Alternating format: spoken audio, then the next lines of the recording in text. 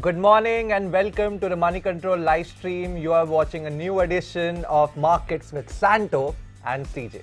Where it's a brand new week and it seems there is some hope for the bull as SGX Nifty 50 is indicating a more positive start for the large trade this morning after 6 days of rampant selling, right, Santo?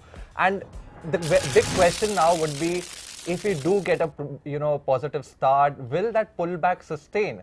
Well, if you look at the data emerging from China earlier this morning, the weaker than expected retail sales data and the industrial production data, that could temper some bit of enthusiasm for bulls later today.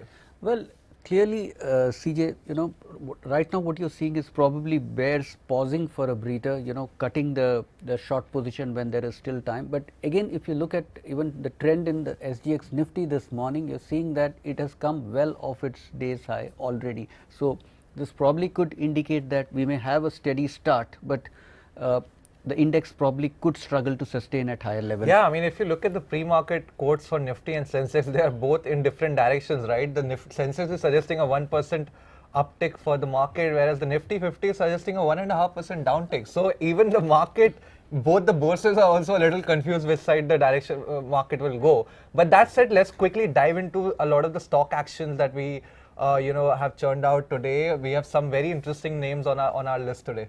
Well, starting with State Bank of India, good set of numbers on Friday, although the market really didn't take cognizance of that. Just look at the factors, it's been showing good credit growth across all its segments, be it SME, be it corporate, be it retail. Also, the management is confident that it's improving loan to deposit ratio and the fact that it's got a significant chunk of its portfolio in the floating loan segment that should help improve margins here on as well. And besides, there's been a continuous improvement in its asset quality almost since FY18 now, and both the gross NPAs as well as net NPA numbers are at their lowest in many years. And lastly, you have clearly the valuation comfort. This is one of the cheapest stocks available in the banking space, and for a bank of its size, I think it's a no-brainer. Any weakness probably should be viewed as an opportunity probably to buy into the Santo, stock. it is cheap for a reason, right? I mean, for me, yes, the asset quality story has been SBI's driving force for the past 2 years. But for me, asset quality improvement is now yesterday's story in the banking sector. Today's story is all about credit growth and loan growth. And while SBI's performance on that front was decent with a 11.6% year-on-year growth in overall advances, it's still considerably behind some of the private sector peers, not only on of a larger size but also of smaller size. So that is something that probably gives me a little bit of tentativeness when it comes to being very bullish on SBI. The other thing is, if you look at the operating profit of the company, of the lender, that also came in below market's expectation, which is suggesting that its operating costs or operating leverage is still very high, operating expenses are still very high, and that is something that may not actually improve in the coming quarters. If you go by what analysts are suggesting, it is possible that operating expenses may remain on a higher side, and therefore not only on loan growth but also on the operating profit front, SBI will be lagging behind some of its private sector peers. Lastly, the treasury, the net profit decline, which came in much below street's estimate and probably led to the sort of reaction that we saw on Friday, was largely driven by the losses in the treasury income side. Now we have seen the mayhem that the bond market has gone through over the past 1.5 months, right? After especially in the run-up to the surprise rate hike by the RBI, and now even beyond that. Now this quarter also, SBI will see massive losses in its treasury income side and possibly going ahead into the September quarter as well. So these are 2 quarters where earnings bottom line will take a hit, and therefore I believe that the stock performance or the upside on the stock could be quite limited from here on. Well, CJ, I think a lot of it is already reflecting in the price, because if you look at it, the stock has been falling for a while now, and the fact that interest rates were anyway going up, it's not like an overnight development that suddenly you had interest rates shooting up. The market was aware that interest rates are now going higher from here on, and state-owned banks, which have a higher proportion of government securities in their treasury portfolio, are bound to get hit. So I think most of it is already there in the prices, So if you wait too long for the prices to become more attractive, I think you're going to miss out on a big opportunity. I think I would still wait for that credit growth number to come out to be, probably upwards of 15%. Although overall sector and probably some of the private sector peers are already going beyond 15 to 18% at this point of time in terms of advances growth in Q4. I would want to see SBI matching those numbers, at least, if not outperforming them. And that will show me that, yes, the management is going to go as aggressive as some of its, rivals are. One stock that is on my radar would be Ambuja Cements, man. Yesterday, the big bang news came out. Adani Group has decided to acquire Holcim's India cement business, which includes Ambuja Cements and ACC. Now, the deal is around a valuation, overall enterprise valuation of about 10 to 12 billion dollars. Adani Group will be paying out about 10.76 billion dollars to Holcim for its entire stake in Ambuja Cements and the leftover stake in ACC. Now, this will naturally trigger an open offer, and that is the large play, the short-term play on Ambuja Cements. A lot of the special situation portfolios also had Ambuja Cements in their mix, and you could expect a considerable, upside premium to the current prices of the stock. But of course, there is a situation wherein a lot of this good news could have been priced in. So immediately you may not see a very big bang reaction, but I expect over the coming weeks, as the open offer kicks in, you would see the stock going higher.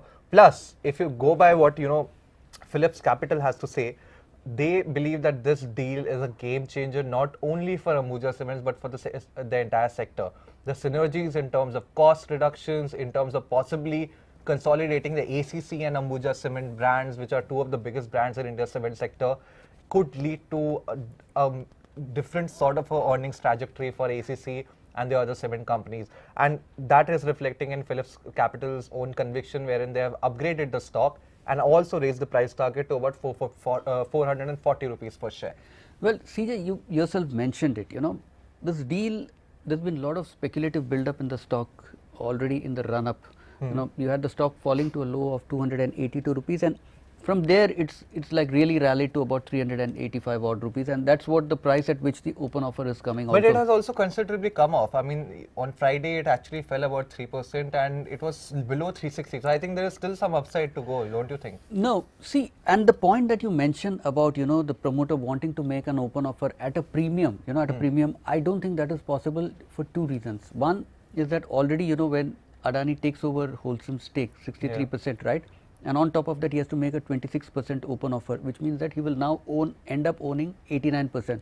Now, does he want to delist the company? That remains to be seen. If he doesn't want to delist the company, he will again have to sell stake, right? Yeah. So, which means that it would be in his best interest to ensure that he doesn't get too much of an overwhelming response to the open offer. So, there is no reason for him to really price it at a huge premium. He might just, whatever the formula for that open offer is, he might just keep it there and stick to the rule. He's not really looking for people to. I feel a lot of institutional investors may not be so much privy to probably participating in that, given that if the open offer price is at 385, it may not be as attractive for them to participate, given that over the longer term, if you look at the decade story, in a decade when India's CapEx cycle is expected to recover and become the glory of the market once again the way it was in 2000s, and cement being at the forefront of that story, I think probably institutional investors would want a higher price to be able to tender their shares in the open offer. So maybe, although the open offer largely is for a 26% stake,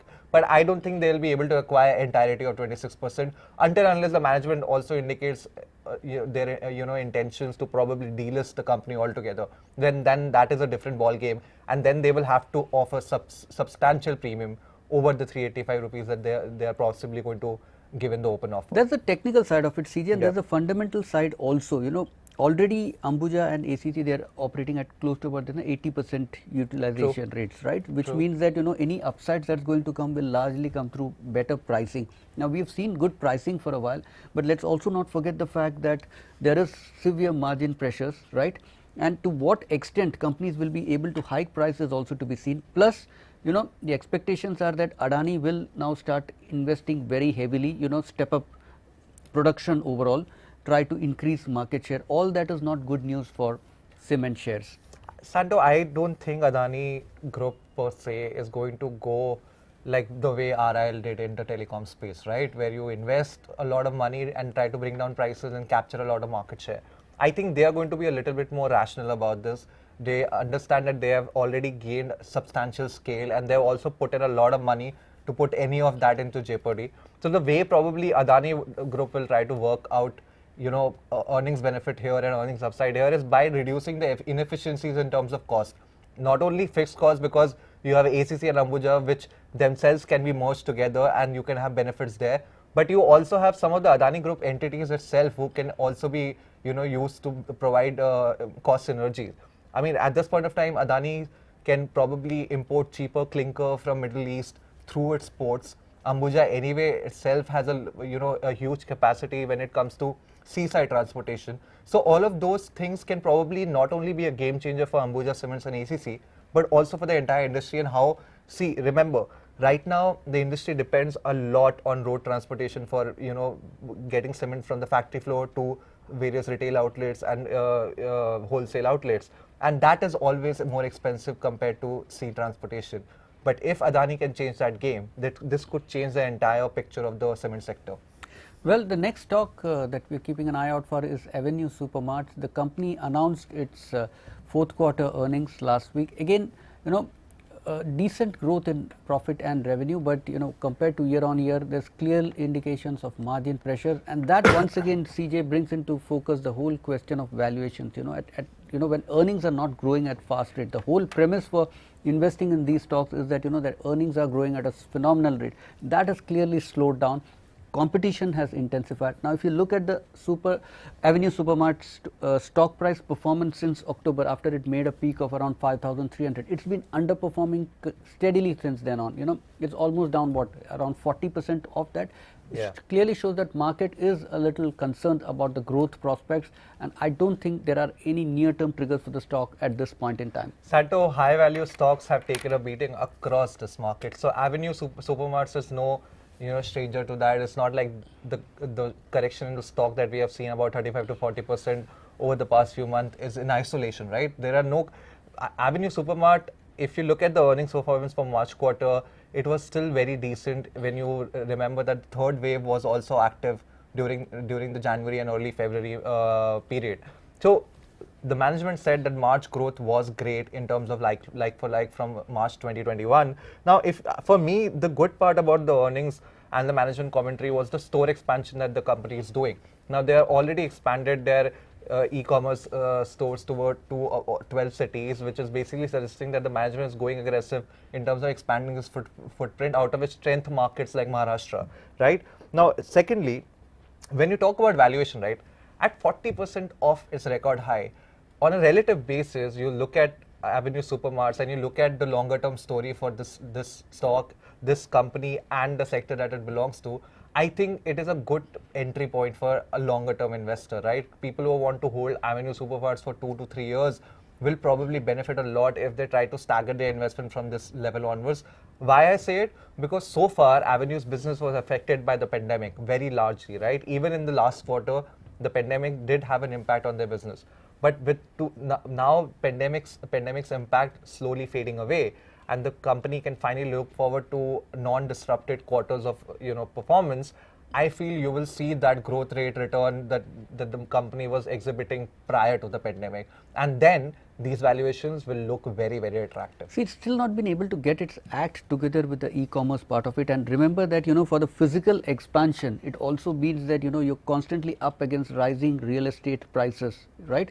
And that in the meantime, I think the market is just. And we have a green tick. We finally have a green tick on the market, Santo. Finally. It is up about 52 points in early trade. Nifty Bank is under pressure though, down 46 points. But the Nifty Midcap is doing quite well, is outperforming the benchmark indices, up about 0.7% at this point of time. The advances to declines ratio is pretty healthy at this point. 1600 plus stocks that have gained over the previous close, and around 300 stocks which are down at this point. Yeah, and L&T, JSW and Eicher are leading the gains.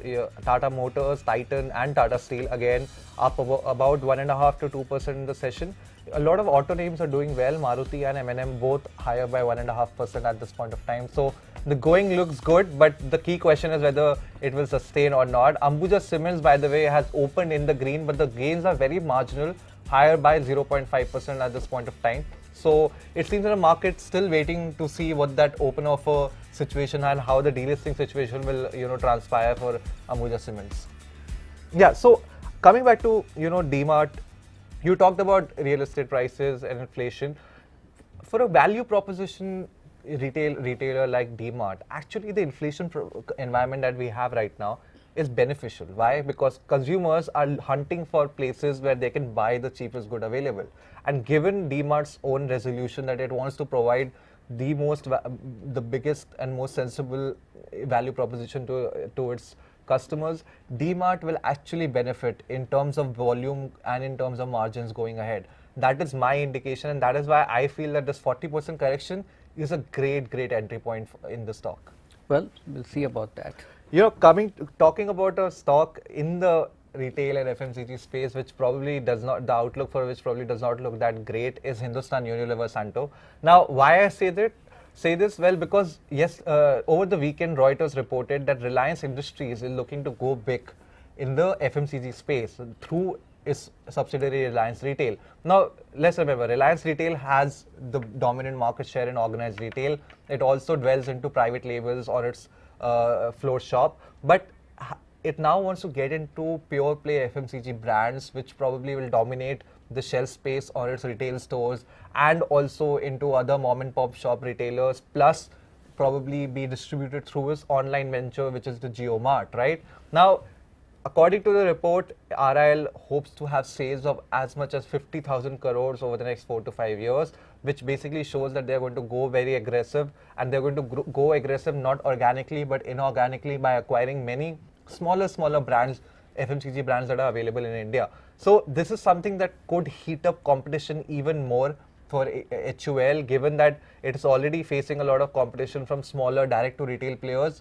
Now that has emerged as a very big theme in the FMCG space, and this is all coming at a time when margins are already under pressure because of the inflationary environment that we are in. So the next 4 to 5 years for a market dominant position of HUL looks a little tricky at this point of time.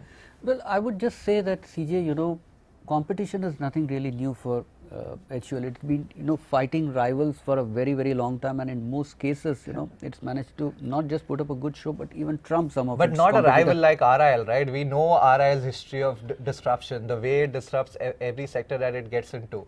And I think probably that would be a little bit of a concern for some of the investors who believe in quality as you do. Well, yes, if you were to look at the stock itself, I would say that yes, it is slightly expensively priced at this point in time. But there's something also very unique about the FMCG sector. If you look at all the other sectors, it's the newer players which are buying out, the older players, right? In most cases. But look at FMCG. It's the reverse case. You have the established players actually, further strengthening their position, and I see this trend persisting for some more time to come. Well, this is one story which will develop as we go forward, and something that we will have to keep an eye on, not only over the next 6 months, but probably over the years to come, and see how this develops. That said, the next stock is something that you have a positive view on, but I don't, actually a negative view on, is it? No, I'm positive on Eicher Motors. So, the stock... Is it a valuation concern for Eicher Motors? I thought you hate expensively priced when the stocks. Stock, continues for a very long time, underperformance continues for a very long time, obviously, there is value at some point. I'm not saying that, just dive in and buy the stock straight away, but, the chip supply, which has been the biggest, hurdle for most auto companies. Now, the management is saying that, that situation is slowly improving. Also, it got a healthy order book, and the fact that, it's got a strong product pipeline as well. Already there are, 6 weeks of waiting time. Waiting period is as long as 6 weeks for its Classic and Meteor brands. Okay. Also, the share of its international revenues have risen sharply during FY22. It was 10% previously, it's gone up to 17%, and there is a recovery in the CV space as well. So put all these factors together and probably you're getting a good buy at these levels. Okay, viewers, so this is a rare moment, but I actually agree with you on Eicher Motors. Okay. I actually do, because this is a stock that has taken a beating over the past 2 years. when it should have been doing well given the sort of consumption demand that we have seen from the probably the well-to-do class in India. It probably should have benefited, but it did not, largely because of the chip shortage and the production constraints that imposed. Now, this year has ended with volumes degrowing. You have seen that happen. Margins have also shrunk. If you look at it on a year-on-year basis, but sequentially there has been improvement. But I feel, the export story is what probably will define Eicher. If you look at Siddhartha Lal's strategy, after capturing the domestic psyche over the past 10 to 15 years, now I think he wants to go big and he wants to go international. He wants to compete with the Harley Davidson of the world out there. I mean, they've already expanded their footprint in UK substantially, even in Europe. So I think that is one story that I think probably will define Eicher's narrative over this next 10 to 15 year period. And when you talk about volume growth recovery, UBS is expecting it as much as a 38% jump in volumes in FY23, largely because possibly the chip shortage will ease. The company will be able to run a lot of its facilities at maximum capacity, and therefore, demand is already there, as you mentioned. So this is one stock, Santo, actually I have to give it to you. I am also very bullish on, and I am really looking forward. I think that this is one stock that I should be adding to my portfolio right now, even if it falls 10-15% more. Glad to hear that, CJ. Well, with that, it's a wrap on this episode of Markets with Santo and CJ. Thank you for watching, and we'll now let you get back to your trading. But please post your feedback on the comment section below and follow us on the social media links that you can see at the bottom of your screen. We'll see you live at 3 p.m. with all the day's action. Till then, have a great trading session. I hope the market stays in green, right, Santo? Well, let us hope.